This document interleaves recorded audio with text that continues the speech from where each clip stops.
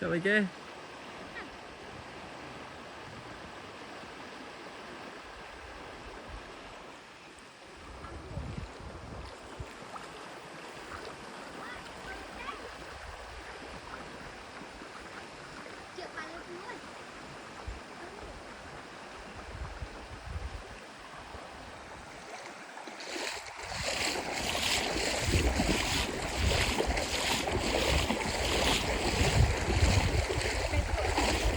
Nè, cái này cô. Dọc. Trên. Đấy. Bây giờ nó sai rồi. Ô chọp chờ thông rồi. Em sao vậy? Mà chuyện tới cái này chết đấy.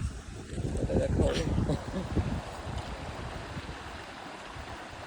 Ô trời, chọp chờ thông rồi. Không tàu đấy.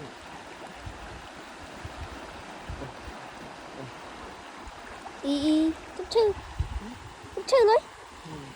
Mua nuôi. Bây giờ. Bật mé nè. Nuôi cho tôi.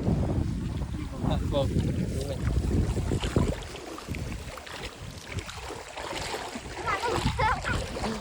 Quỳnh tắc bạn.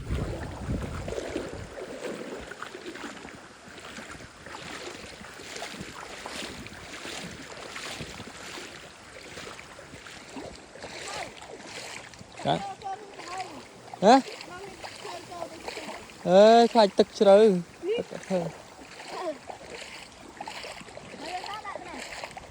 Ba chi thế này?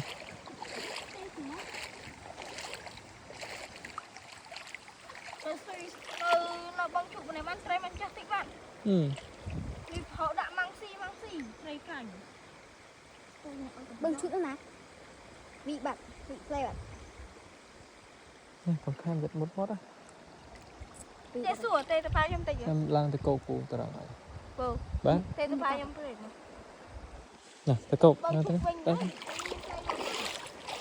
Bưng chút mình đang chút nữa nè.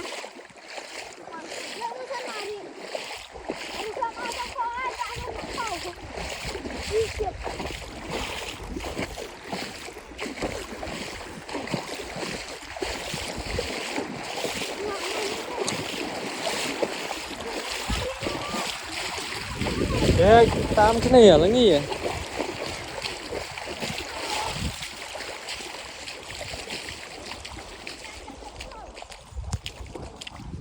Thế sao mà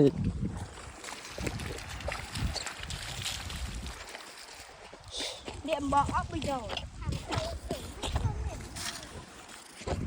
mày ban đã lăng rồi nhỉ? Tao lăng lại rồi.